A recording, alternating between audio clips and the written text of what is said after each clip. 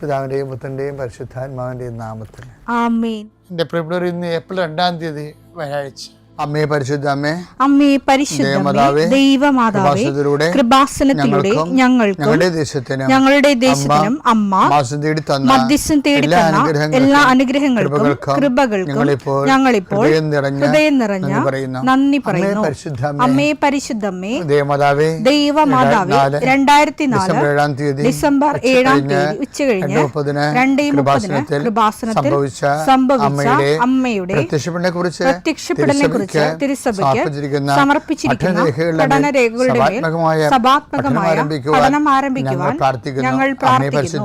അമ്മേ പരിശുദ്ധമേ, ഭൂസ്വർലോകങ്ങളുടെ രാജ്ഞിയായ അങ്ങേയ്ക്ക് ഭൗമസംരക്ഷണത്തിനായി പ്രപഞ്ചപ്രകൃതിയെ തന്നെ തിരുസഭ പ്രതിഷ്ഠിക്കുവാൻ ഈ പ്രത്യക്ഷീകരണം വഴി ഇടയാക്കണമേ. പരിശുദ്ധമേ, ജപമാല മാതാവേ, സകല കൃപാസനം പ്രാർത്ഥനയോടും ചേർത്ത് ഞങ്ങളിപ്പോൾ പ്രാർത്ഥിക്കുന്ന ഈ കുടുംബത്തിന്റെ പ്രത്യേക നിയോഗം പറ മക്കളെ.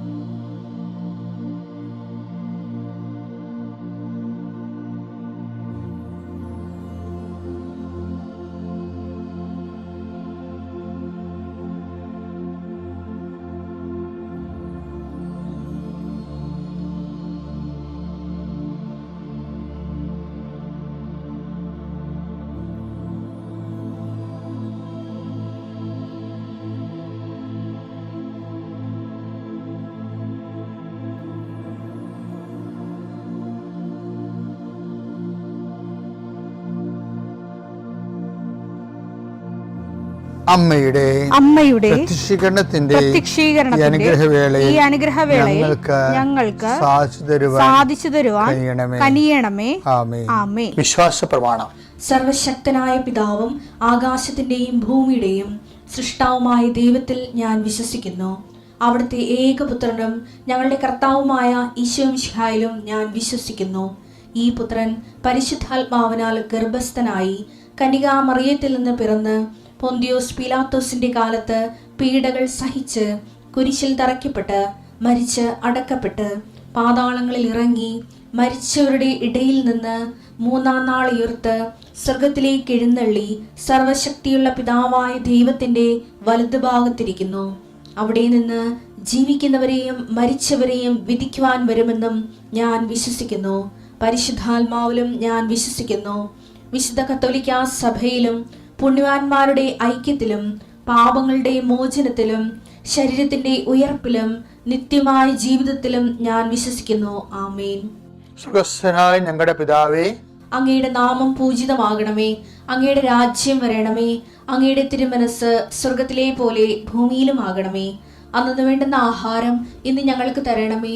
ഞങ്ങളോട് തെറ്റ് ചെയ്യുന്നവരോട് ഞങ്ങൾ ക്ഷമിക്കുന്നത് പോലെ ഞങ്ങളുടെ തെറ്റുകൾ ഞങ്ങളോടും ക്ഷമിക്കണമേ. ഞങ്ങളെ പ്രലോഭനത്തിൽ ഉൾപ്പെടുത്തരുതേ, തിന്മയിൽ ഞങ്ങൾ രക്ഷിക്കണമേ. ആമേൻ. നന്മ നിറഞ്ഞ മറിയമേ, സ്വസ്തി. കർത്താവ് അങ്ങയുടെ കൂടെ സ്ത്രീകളിൽ അങ്ങ് അനുഗ്രഹിക്കപ്പെട്ടവളാകുന്നു. അങ്ങയുടെ ഉദരത്തിൻ ഫലമായി ഈശോ അനുഗ്രഹിക്കപ്പെട്ടവനാകുന്നു. പരിശുദ്ധ മറിയമേ, തമ്പുരാന്റെ അമ്മേ, പാപികളായ ഞങ്ങൾക്ക് വേണ്ടി ഇപ്പോഴും ഞങ്ങളുടെ മരണസമയത്തും തമ്പുരാനോട് അപേക്ഷിക്കണമേ. ആമേൻ. കർത്താവേ, നിന്റെ ഉന്നതമായ നാമത്തിന് സ്വസ്ഥം ചെയ്യുന്നു. കർത്താവെ, വിശുദ്ധ വാരത്തിലേക്ക് ഞങ്ങൾ പ്രവേശിച്ചിരിക്കുകയാണ്. അങ്ങയുടെ പീഡാനുഭവത്തിൻ്റെയും കുരിശുമരണത്തിൻ്റെയും തിരുവുത്ഥാനത്തിൻ്റെയും ദിവസങ്ങളാണ്. ഞങ്ങളെ വിശുദ്ധീകരിച്ചുകൊണ്ട് കടന്നു പോകുന്ന കർത്താവെ, നോൻപ് തീരാൻ പോയിട്ട് ഇപ്പോൾ ഈ നിമിഷം വരെ അറിയാത്ത മനുഷ്യരുണ്ട്. അവർ ശാപം പിടിച്ച രീതിയിൽ അതറിയാതിരിക്കുകയും അറിഞ്ഞിട്ട് അംഗീകരിക്കാതിരിക്കുകയും ഓരോരുത്തരും താങ്കളുടെ വഴിക്ക് പോയെന്ന് പറഞ്ഞ പോലെ അവരവരുടെ ലോകത്ത്, അവരുടെ ജോലി, അവരുടെ ഇലക്ഷൻ, അതുപോലെ തന്നെ അവരുടേതായിട്ടുള്ള കർത്താവിനെ അവഗണിച്ചുകൊണ്ട് അവരുടെ തിരക്കുകളിലേക്ക് പോകുന്ന കർത്താവ്, അവർക്കെല്ലാം വേണ്ടി ഞങ്ങളിപ്പോൾ പ്രാർത്ഥിക്കണം ഈശോയെ. അവരുടെ പോരായ്മകളെ പരിഹരിക്കണമെന്ന് പ്രാർത്ഥിക്കുന്നു ഈശോയെ. കർത്താവേ, ഈ ദിവസങ്ങളിൽ പോലും സാക്ഷാൽ വേദന, കർത്താവിനെ പോലെ തന്നെ വേദന അനുഭവിക്കുന്ന, മനസ്സിൽ ശരീരത്തിലും വേദന അനുഭവിക്കുന്നവരുണ്ട് ഈ ആഴ്ചയിൽ. ചില ആൾക്കാർക്ക് പെസഹക്കാലത്ത് വേദന കൂടുന്നുണ്ട്. ഒരിക്കലും ഇല്ലാത്ത വേദന എല്ലാ പെസഹക്കാലത്തും അനുഭവിക്കുന്നവരുണ്ട്. അവരെല്ലാം കർത്താവെ അങ്ങയുടെ പീഡാനുഭവങ്ങളോട് അവരെ ചേർത്ത് വെച്ച് അവരെ ഉൾക്കൊള്ളണമേ. അവരെ അങ്ങയെപ്പോലെ അതിജീവിച്ചുകൊണ്ട് ലോകത്തിൻ്റെ പാപത്തിന് പരിഹാരമായിട്ട് സങ്കട നൊമ്പരങ്ങളെ, വേദനകളെ, മുറിവുകളെ കാഴ്ചവെക്കാനും അവരെ സഹായിക്കണേ പ്രാർത്ഥിക്കുന്നു. കർത്താവേ, ലോകം മുഴുവൻ യുദ്ധഭീതിയിലാണ്. മനുഷ്യർ യുദ്ധത്തിൽ നിന്ന് തുടങ്ങി വച്ചിട്ട് ഇനി എങ്ങനെ നിർത്തണമെന്നറിയാൻ പാടില്ലാതെ മർക്കടമുഷ്ടിയോടുകൂടി യുദ്ധത്തിൽ അകപ്പെട്ടിരിക്കുന്ന ലോകത്തെയാണ് ഇന്ന് കാണുന്നത്. കർത്താവേ, ഈ വിഷയത്തിന് വേണ്ടി ദൈവ തീരുമാനം ഉണ്ടാക്കി നിഷ്കളങ്കരെ കുരുതി കൊടുക്കപ്പെടുന്ന അവസ്ഥകളിലും ഈ യുദ്ധത്തിൽ നിന്ന് ലോകത്തെ സംരക്ഷിക്കണമേ, സമാധാനത്തേക്ക് ഞങ്ങളെ നയിക്കണമെന്ന് പ്രാർത്ഥിക്കുന്നു. എല്ലാവരും കരിമരുന്ന് പ്രയോഗം കാണുന്ന പോലെ സാഡിസ്റ്റ് മനസ്സോടുകൂടി ആരെങ്കിലും എവിടെയെങ്കിലും കിടന്ന് തൊലയട്ടെന്ന രീതിയിലാണ് ആൾക്കാർ ചിലർ കാണുന്നത്. കഠിനഹൃദയരെ എല്ലാം കർത്താവേ, ഇതുമൂലം കുഞ്ഞുങ്ങൾക്കും ഗർഭിണികൾക്കും ദുരിതമെന്ന് എപ്പോഴും ബൈബിൾ പറയും. നാളുകളിൽ ഗർഭിണികൾക്കും കുഞ്ഞുങ്ങൾക്കും ദുരിതമെന്ന്. ഏറ്റവും കൂടുതൽ പ്രയാസം അനുഭവിക്കുന്നവർ വർഗം, ഓടിപ്പോകാനോ ഒന്നും പറ്റാത്ത, ഭക്ഷണം കിട്ടാത്ത, പലതരത്തിൽ എന്തെല്ലാം തരത്തിലും ദുരിതങ്ങളാണ് ലോകത്ത് മനുഷ്യർ ഇന്ന് അനുഭവിക്കുന്നത്. അപ്പാടെ അറിയാവുന്നത് എണ്ണ കിട്ടണില്ല, വിറക് കൊണ്ട് കത്തിക്കണമെന്ന് മാത്രമേ മലയാളിക്ക് അറിയത്തുള്ളൂ. അതല്ല ശരിക്കും, അതിനേക്കാൾ എത്രയോ ദുരിതമായ ലോകത്ത് അനുഭവിക്കുന്നത്. അതുകൊണ്ട് യുദ്ധത്തിൻ്റെ അവസാനത്തിന് വേണ്ടി പ്രാർത്ഥിക്കുന്ന ചെയ്യും. ഒരടുക്കള പോലും കെട്ടുന്നതിന് എന്തൊരു പാടാണ് മനുഷ്യൻ പെട്ടുപാട്. ഒരു കിണറുണ്ടാക്കണത്, ഒരു ജീവിതകാലം മുഴുവനുള്ള കാശ് കൂട്ടിവെച്ച് കിണറുണ്ടാക്കണം. അങ്ങനെ ഓരോ സംഭവം ഉണ്ടാക്കിയെല്ലാം നശിച്ച് നാറാണക്കല്ല് പെരുക്കി കിടക്കുന്നുണ്ട്. അത് ഓരോ മനുഷ്യന്മാരുടെ തിന്മകളാണ്. തിന്മകളുള്ള മനുഷ്യർ അധികാരത്തിലേക്ക് വരാതിരിക്കാൻ ദൈവമേ, അതുവഴി രാജ്യം നശിക്കാതിരിക്കാൻ ദൈവമേ ലോകത്തെ നീ അനുഗ്രഹിക്കണമേ എന്ന് പ്രാർത്ഥിക്കുന്നു.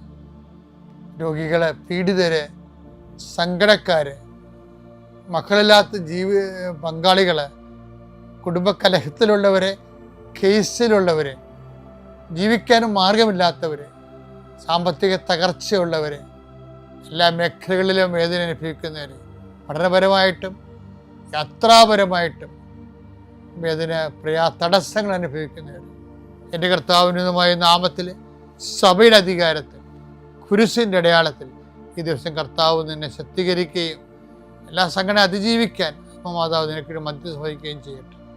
നിത്യപിതാവും പുത്രനും പരിശുദ്ധാത്മാശ്വരവിശ്വരെ നീക്കുവാമേ. ഇവിടെ ഇന്ന് കർത്താവിൻ്റെ അന്ത്യത്താഴ മുഹൂർത്തം ആഘോഷിക്കുന്ന പെസഹ വ്യാഴാഴ്ചയാണ്. ഇന്ന് 3 കാര്യങ്ങളാണ് ഈശോ സ്ഥാപിച്ചത്. ഒന്ന്, ഇതിൻ്റെ ഓർമ്മയ്ക്കായി ചെയ്യുവിൻ എന്ന് പറഞ്ഞുകൊണ്ട് പരിശുദ്ധ കുർബാനയും, ചെയ്യാൻ പറഞ്ഞുകൊണ്ട് കർത്താവ് പൗരോഹിത്യത്തെയും ചെയ്യാനുള്ള ആളെ ഏൽപ്പിച്ചു. അത് പൗരോഹിത്യത്തെ കർത്താവ് സ്ഥാപിക്കുന്ന ദിവസമാണെന്ന്. ഇന്ന് ഞങ്ങളെപ്പോലുള്ളവർക്ക് വേണ്ടി നിങ്ങൾ പ്രാർത്ഥിക്കണം. ഞാൻ ഈ കാലഘട്ടത്തിൽ കർത്താവിൻ്റെ തിരുരക്തങ്ങളെടുത്ത് വാഴ്ത്തി ആശീർവദിച്ച് ജനങ്ങൾക്ക് കൊടുത്ത് അവിടുത്തെ പീഡാനുഭവത്തിൻ്റെ ദിവ്യരഹസ്യങ്ങളുടെ സൂക്ഷിപ്പുകാരാകാൻ ഈ കാലഘട്ടത്തിൽ ഞങ്ങളെ വിളിച്ചു. ഞങ്ങളുടെ വിശ്വാസത്തിലും പ്രവൃത്തിയിലും നിലനിൽക്കാനും അനേകം ദൈവവിളികൾ സഭയ്ക്ക് ഉണ്ടാകാൻ വേണ്ടി ഞങ്ങൾ പ്രാർത്ഥിക്കണം. ഇന്ന് സഭ അതുപോലെ തന്നെ കർത്താവ് സ്ഥാപിച്ചതാണ് പരസ്നേഹത്തിൻ്റെ കൽപ്പന.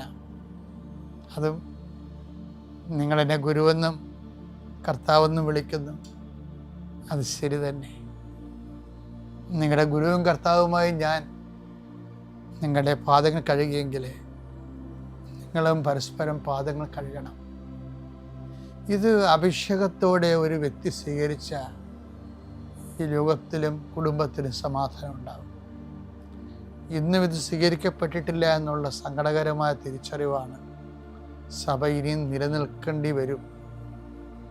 അതിനുവേണ്ടി നമ്മൾ പ്രവർത്തിക്കേണ്ടി വരും എന്നുള്ള വെല്ലുവിളി നമുക്ക് തരുന്നത്.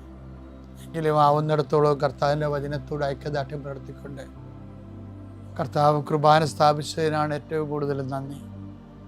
അഗസ്തീനോസ് പറഞ്ഞ് എപ്പോഴും ഞാൻ ഓർക്കും, ദൈവം തന്നെ വീണ്ടും മനുഷ്യപുത്രൻ ജനിച്ചാലും, ദൈവം തന്നെ വീണ്ടും മനുഷ്യനായി അവതരിച്ചാലും, കുരിശുമരണം വരിച്ചാലും, മരിച്ചുയർത്തെഴുന്നേറ്റാലും പരിശുദ്ധ കുർബാന സ്ഥാപിക്കുന്ന പോലൊരു കാര്യം ചെയ്യാൻ ദൈവത്തിന് പോലും ഇനി പറ്റത്തില്ല. അത്രയ്ക്ക് മനോഹരമാണ്. ഞാൻ കഴിഞ്ഞ ദിവസങ്ങളിൽ നിങ്ങളോട് പറഞ്ഞായിരുന്നു, നീ ഓർക്കുന്നുണ്ടോയെന്ന് അറിയത്തില്ല, പങ്കാളിത്ത സാന്നിധ്യം ഈ മാസത്തെ ഏറ്റവും നല്ല വെളിപാടായിരുന്നത് പരിശുദ്ധ കുർബാനയുടെ പങ്കാളിത്ത സാന്നിധ്യം. ഞാൻ നിങ്ങളുടെ കൂടെ ഉണ്ടാകുമെന്നുള്ളത് കർത്താവ് എന്നും ദൈവജനം ഉദ്ഘോഷിക്കുന്ന ഒരു വലിയ സാന്നിധ്യമാണ്. പക്ഷേ നിങ്ങളെന്നെ വസിക്കുകയും ഞാൻ നിങ്ങളിൽ വസിക്കുകയും ചെയ്യുന്നതെന്ന് പറയുന്നപ്പോൾ അതൊരു പരസ്പര പങ്കാളിത്ത സാന്നിധ്യമാണ്. അതിനകത്ത് വരുന്നത് വാങ്ങി ഭക്ഷിക്കുവാൻ എന്ന് ഈശോ പറയുമ്പോൾ പരിശുദ്ധ കുർബാനയിലൂടെ അവിടെ നമ്മളിൽ വസിക്കുകയും, ഇതുപോലെ തന്നെയാണ് കർത്താവിൻ്റെ വാക്കുകൾ നമ്മൾ കേട്ടാൽ നമ്മൾ കർത്താവിൽ വസിക്കും. അതാണ് ഞാൻ നേരത്തെ പറഞ്ഞത്, പങ്കാളിത്ത പരസ്പര പൂരകമായിട്ടുള്ള പ്രസൻസാണ്. യോഹന്നാൻ 15:4 നിങ്ങൾ എന്നിൽ വസിക്കുവിൻ, ഞാൻ നിങ്ങളിലും വസിക്കും. അപ്പൊ എങ്ങനെയാണ് വസിക്കണമെന്നാണ് 15:7 പറയണത്. നിങ്ങൾ എന്നിൽ വസിക്കുകയും എൻ്റെ വാക്കുകൾ നിങ്ങളിൽ നിലനിൽക്കുകയും ചെയ്യുന്നെങ്കിൽ ഇഷ്ടമുള്ളത് ചോദിച്ചു കൊള്ളുക, നിങ്ങൾക്ക് ലഭിക്കും. നിങ്ങൾ ധാരാളം ഫലം പുറപ്പെടുവിക്കുകയും അങ്ങനെ എൻ്റെ ശിഷ്യന്മാരായിരിക്കുകയും ചെയ്യുന്നത് വഴി പിതാവ് മഹത്വപ്പെടുന്നു. അതായത് നിങ്ങൾ എന്നിൽ വസിക്കുകയും എൻ്റെ വാക്ക് നിങ്ങളിൽ നിലനിൽക്കുകയും ചെയ്യുമ്പോൾ അപ്പോൾ എന്താ സംഭവിക്കണത്? അപ്പോൾ ഈശോയിൽ നമ്മൾ വസിക്കുന്നത് ഈശോയുടെ വാക്ക് നമ്മൾ നിലനിൽക്കുന്ന അനുസരിച്ചാണ്. അതായത് ഈ ആഴ്ച ഈശോയുടെ വാക്ക് നമ്മൾ കേട്ടു, അടുത്ത ആഴ്ച നമ്മൾ കേട്ടില്ല, അടുത്തതിൻ്റെ പിന്നത്തെ ആഴ്ച അങ്ങനെ കേൾക്കാൻ പറ്റത്തില്ല. ഇതിൻ്റെ ഒരു കണ്ടിന്യൂറ്റി ഉണ്ട്. അതാണ് എൻ്റെ വാക്ക് നിങ്ങൾ നിലനിൽക്കുന്ന മാത്രമേ യോഹന്നാൻ 15:7 അനുസരിച്ച് കൊണ്ട് കർത്താവ് കണ്ടിന്യൂസ് ആയിട്ട് കർത്താവിൻ്റെ കൃപയെ വചനത്തിൽ നിൽക്കുമ്പോഴത്തേക്കാണ് കർത്താവ് വസിക്കുന്നത്. അപ്പം ഞാൻ പറഞ്ഞ പൂരകമായ പങ്കാളിത്തമായിട്ടുള്ള സാന്നിധ്യമാണുള്ളത്. പക്ഷേ നമുക്ക് കർത്താവിലും വസിക്കാം, കർത്താവ് നമ്മളിലും വസിക്കും. പക്ഷെ നമ്മൾ വസിക്കുമ്പോൾ നമ്മൾ വചനം കണ്ടിന്യൂസ് ആയിട്ട് ഗ്യാപ്പുകളില്ലാതെ എല്ലാ കാര്യങ്ങൾക്കും കർത്താവിൻ്റെ വചനം തന്നെ ആസ്പദമാക്കിക്കൊണ്ട് ജീവിക്കുമ്പോഴാണ് ദൈവത്തിൻ്റെ നമ്മളിലുള്ള ക്രിസ്തുവിൻ്റെ സാന്നിധ്യം ഉറപ്പുവരുത്തുന്നത്. അതുകൊണ്ടാണ് പരിശുദ്ധ കുർബാനയുടെ ജീവിതം ഒരു ജീവിത തുടർച്ചയാണ് ശരിക്കും. അല്ലാതെ അതൊരു കുർബാന സ്വീകരിക്കുന്ന ഒരു ഫങ്ഷനായിട്ടാണ് നമ്മൾ പലപ്പോഴും അത് പള്ളിയുടെ അകത്തുനിന്ന് വെച്ച് ഒതുക്കി തീർക്കുന്ന ഒരു ഏർപ്പാടായിട്ടാണ് പരിശുദ്ധ കുർബാന സ്വീകരണം. ഒരു പരിശുദ്ധ കുർബാനയോട് നമ്മളിന്ന് രാത്രി ആരാധന നടത്തല്ലേ? അപ്പോൾ രാത്രി ആരാധന നടത്തുമ്പോൾ നമ്മൾ പരിശുദ്ധ കുർബാനയോട് മനുഷ്യൻ കാണിക്കുന്ന നിന്ദാപരാധങ്ങൾക്കെതിരെയാണ് രാത്രി ആരാധനയിൽ നമ്മൾ അനുസ്മരിച്ചുകൊണ്ട് പ്രാർത്ഥിക്കുന്നത്. പക്ഷേ ഏറ്റവും പരിശുദ്ധ കുർബാനയോട് കാണിക്കുന്ന നിന്ന എന്ന് പറഞ്ഞാൽ എന്താണ്? ഈ കുർബാന സ്വീകരണമെന്നുള്ള ആ സംഭവം, ആ ഏർപ്പാട് പള്ളിയുടെ അകത്ത് വെച്ച് ഒതുക്കി തീർക്കും. പള്ളിയുടെ പുറത്ത് വന്നിട്ട് അവർ പിന്നെ അത് മറന്നു കളയും. ജീവിതത്തിൽ അതുമായിട്ട് ബന്ധമില്ല. അതാണ് പരിശുദ്ധ കുർബാനയോട് ഒരു മനുഷ്യൻ കാണിക്കണ ഏറ്റവും വലിയ നിന്നയെന്ന് പറയുന്നത്. ഇന്നത് കൂടുതലാണ്. കാര്യം ഇപ്പോൾ കൃപാസനത്തിലൊക്കെ ആണെങ്കിൽ 2 ആഴ്ചയിൽ ഒരിക്കൽ കുമ്പസാരത്തിലെ കുർബാന കൊടുക്കത്തില്ല. ആ ഉടമ്പടിയുടെ ഒരു പ്രത്യേക വിധിയാണത്. എന്ന് വെച്ച് കഴിഞ്ഞാൽ ആ ആൾ കർത്താവിനെ സ്വീകരിക്കാൻ യോഗ്യമാണെന്ന് മനസ്സാക്ഷി വളരെ നിശ്ചിതമായ രീതിയിൽ ഫിൽട്ടർ ചെയ്യണം. കാര്യം ഞാൻ ഈ ഇടവകയിലൊക്കെ ഇരുന്നപ്പോൾ പല ആൾക്കാരും നമുക്ക് ആൾക്കാരെ വിധിക്കാൻ കൊള്ളത്തില്ലെങ്കിൽ പോലും പരിശുദ്ധ കുർബാനയുടെ അച്ചടക്കമില്ലാതെ കുർബാന സ്വീകരിക്കുന്ന ഒത്തിരി പേര് കണ്ടിട്ടുണ്ട്. നമ്മുടെ കുടുംബങ്ങളിൽ തന്നെ നമ്മുടെ കുഞ്ഞുങ്ങളൊക്കെ പരിശുദ്ധ കുർബാനയോട് ആദരവും ആരാധനയും തോന്നുന്ന കാര്യം കുർബാന സ്വീകരിച്ച ശേഷം നമ്മൾ വീട്ടിൽ വന്ന് കാണിക്കുന്ന കോപ്പറേറ്റ് തരങ്ങളാണ്.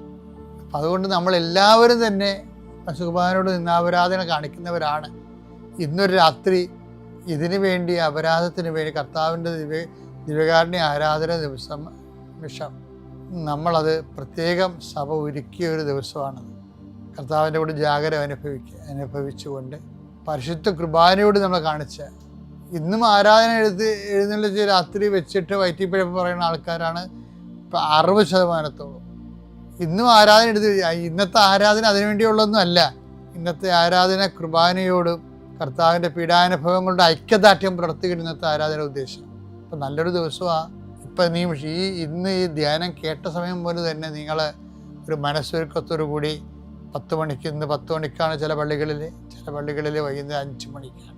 മനസ്സൊരുക്കത്തോടു കൂടി ഈ ദിവസത്തെ സ്വീകരിക്കാൻ ഇടയാക്കിയതിന് ദൈവത്തിന് നന്ദി പറയാം. ദൈവം നിങ്ങളെ അനുഗ്രഹിക്കട്ടെ. പിതാവിൻ്റെയും പുത്രൻ്റെയും പരിശുദ്ധാത്മാവിൻ്റെയും നാമത്തിൽ.